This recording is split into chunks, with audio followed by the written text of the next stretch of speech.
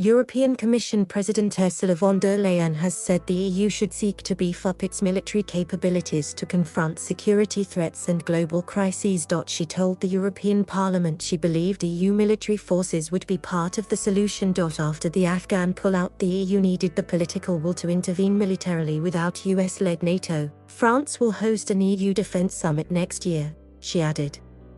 It is time for Europe to step up to the next level, Mrs. von der Leyen said in her annual State of the Union address. The EU has historically relied on the NATO alliance for military action. The rapid collapse of the Kabul government has raised questions about the EU's ability to drive its own defense policy. German Defense Minister Annegret Kramp-Karrenbauer said earlier this month the EU should become a strategic player to be reckoned with. French President Emmanuel Macron has in the past backed the idea of a European army.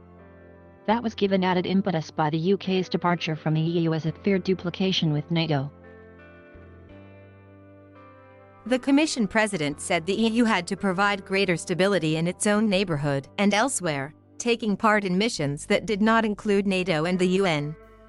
It also had to share intelligence and become a leader in cybersecurity. What had held the EU back until now was not just a shortfall of capacity, it is the lack of political will, she explained.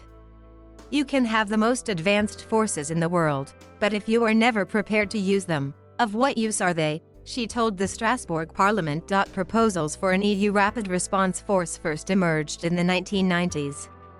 In 2007, so-called battle groups of 1,500 troops drawn from each member state were created.